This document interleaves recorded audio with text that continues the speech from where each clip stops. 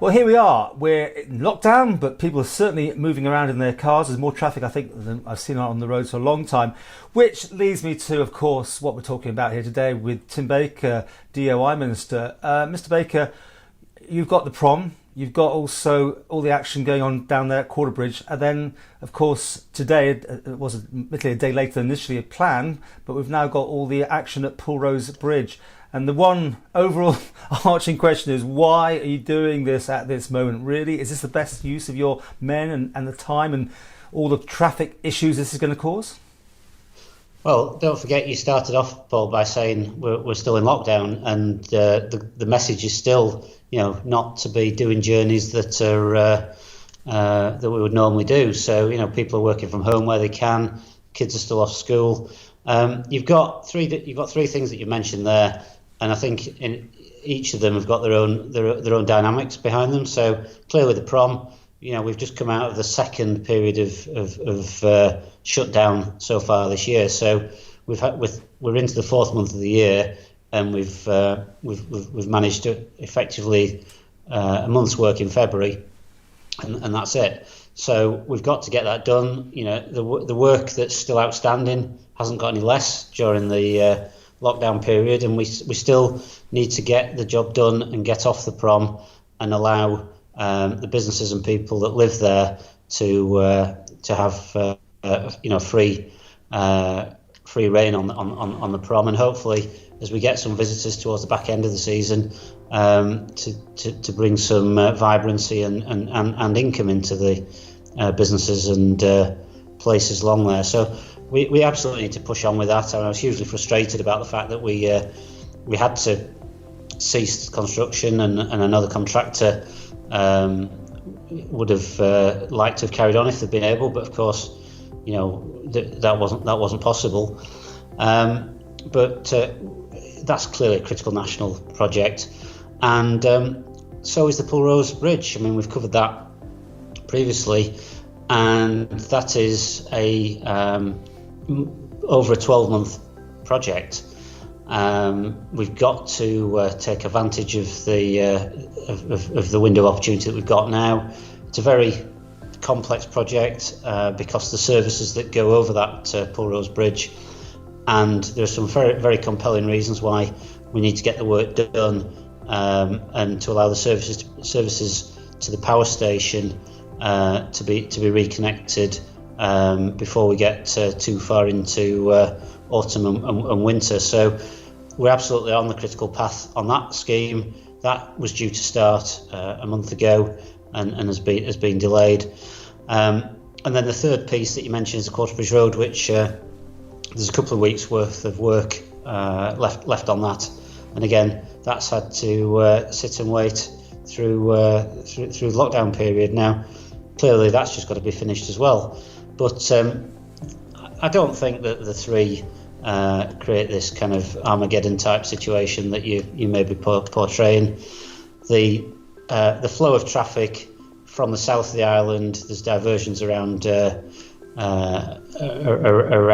both the routes in from the south and then into Douglas from Quaterbridge, and then the Quaterbridge Road, the diversion is for the southbound traffic. So again, that doesn't really conflict with what's going on with Pulrose Bridge, and clearly the prom is something that we've all grown to live with for longer than we'd all really have liked to have had to. So the Douglas is a relatively compact area. There's a lot of stuff that needs to be done.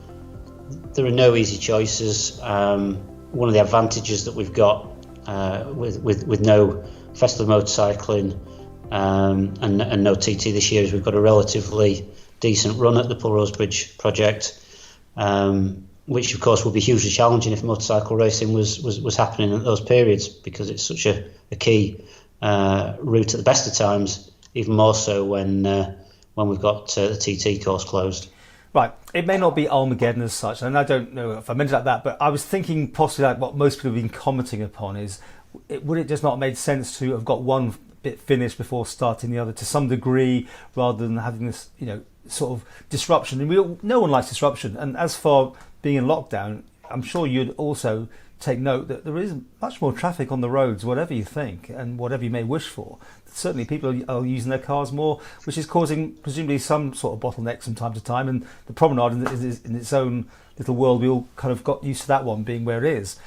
No, I do accept that. There does seem to be more movement. Grant you that. But I mean, the message is still to work at home where you can, and there's lots of parts of the island are only just opening up, and I know garden centres are particularly attractive places this time of the year, and there's facilities for clicking and collecting with non-essential retail, etc. But we have been in a lockdown period, and we're still, albeit we're on the way out of it, but there are still restrictions, and the kids are off school now. Okay, that may just change the pattern of traffic, but whenever you do major infrastructure work, Paul, it is going to be disruptive, and we're not blessed with huge numbers of alternative routes around the island, and you only got to look back at the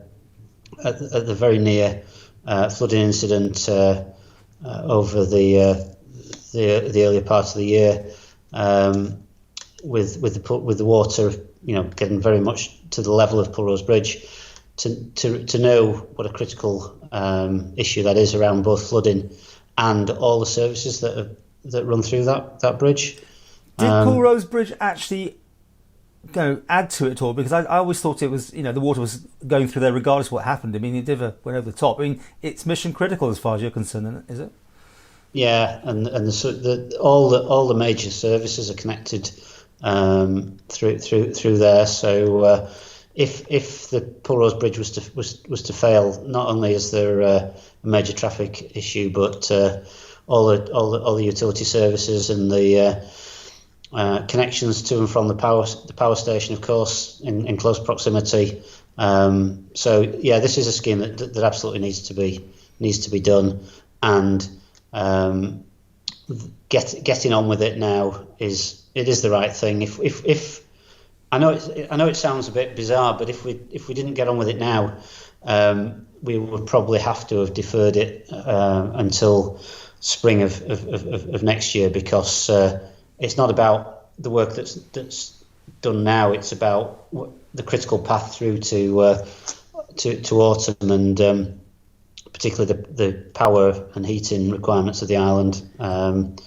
So from Max Utilities' point of view, there's a need to get the project to a certain stage before we get the higher loads on the power station. And these two jobs, the one at Pulrose and also Quaterbridge, are they done internally or have they been put out to contractors? Or? Yes. So obviously everybody's very familiar, Paul, with Alding Construction, who are leading on the prom, and they've got a network of subcontractors working for them. The Pulrose Bridge scheme was a competitive tender that was won by Paul Carey and Sons, who are again a very well established contractor. So they're leading on that, and the Quaterbridge Road is DOI's own resources. So we're not robbing Peter to pay Paul with this. We are using different organisations to deliver the different schemes. Okay, well, it would be remiss not to mention that you've got other things that have to be done all the time, or should be done all the time, and that's potholes and just the maintenance of the roads. Yeah. Are you not stretched? Yes, yeah. The department is stretched, and I think. I mean, obviously, you've not mentioned it, but it's in the public domain around Beeman's doing the review of the department at this point in time to assess its capacity and capability to take on the sub £3 million capital projects for the whole of government. And you look back a number of years at the department, and it was structured very differently, and moved away from having so many directly employed officers, and moved to more of a subcontract model. So yeah, there's a lot goes on in the department across all its different services, and it is a stretched department. And one of the things that I think I'm looking for Beamans to comment on is whether they think that the department has the right level of resources for the scope of and complexity of its responsibilities. And you could word that otherwise, saying fit for purpose. It's a bit provocative, but some will see it like that. Yeah, I mean it's it's a department that people love to knock. So having an independent review is, in my view, a good thing, because it's people who know what they're looking at and will bring a professional approach to assess the situation.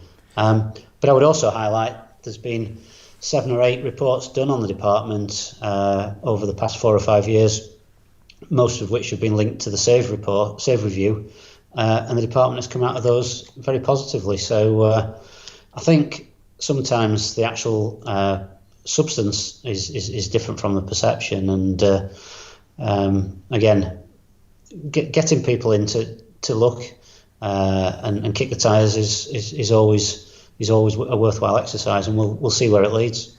But back to the potholes, I mean, it came after, was it Freedom of Information, about how your insurers have to pay out all this money each year for people who have damaged their cars. I mean, this is a catch-22. The more that you lose money paying out, the less money you've got to spend on the potholes, haven't you? Yeah, absolutely. But, you say a huge amount of money. I don't have the figures to hand, but it was... It wasn't dramatic in the context of the department's overall budgets, and of course, we would all like to make sure that the potholes were filled as quickly as possible, and that the road surfaces were perfect. What you will have seen is quite a lot of activity in addressing potholes, and as we move more into spring and some of it, of course, they're created at a slower rate as well, because the weather conditions are a bit more conducive to the health of our roads. But it's an ongoing task, and fundamentally, many of the roads of the island lack structure, and really we're making do amending a lot of the time, when if you had less financial constraints, you would perhaps spend more and perhaps restore the roads rather than patching and filling. While we're talking there, we were showing some pictures I filmed 10 years ago, almost to the minute, showing this sort of spraying of potholes and sort of the quick fix. Is that the way it's still going on, or is it more substantial than that these days? Well, obviously can't see the pictures that you've just referred to. Sort of spraying machine, like sprays over the top of the holes and fills them up that way. Yeah, I mean, there are different methods. We have used more of a cut and fill approach on certain potholes in the last year or so, and they cost more to do, but they do seem to have a longer life, and certainly if there's a payback in terms of value for money, then that's a direction we can move more in. But it's all about balancing up. Sometimes you've just got to fix the issue and just make something safe or functional for a short period of time. But we should keep looking at different approaches and trying different things. And finally, frustration for drivers. I'm paying their road tax, because the money doesn't go to you, does it? For things like the roads overall, it goes into general treasury. Then you have to make your bids for it. Is that still the case? I mean, is that what goes on? Well, the actual vehicle duty is income into the department. Fuel duty does not. Fuel is a general income, and that goes into treasury. But the amounts we raise through the vehicle duty order does come in the department, and that's fundamentally goes on road maintenance. Okay, just to finish with, we're in the dying end of this sort of administration now, and into the final year of it. Should there be any hope at the end of the horizon before the general election that you'll be cutting ribbons or doing anything exciting, do you think? I presume you mean on the prom poll. I mean anything that gets finished, yes, but promenade will be the one that is the main one, yeah. Well, the promenade, I mean, the contractor was working to completion by the end of July. They've lost a month through this closure, so adding another month on to the end of August, there will be a little bit of downtime in terms of gearing back up again, because some of their resources have gone back to the UK or even further afield. So there is a challenge there for Oldham, but that's why they're the main contractor. That's for them to manage that. There is a contractual framework around this, and they will obviously get an allowance for the fact that they haven't been able to operate on site for a month, but they still need to deliver.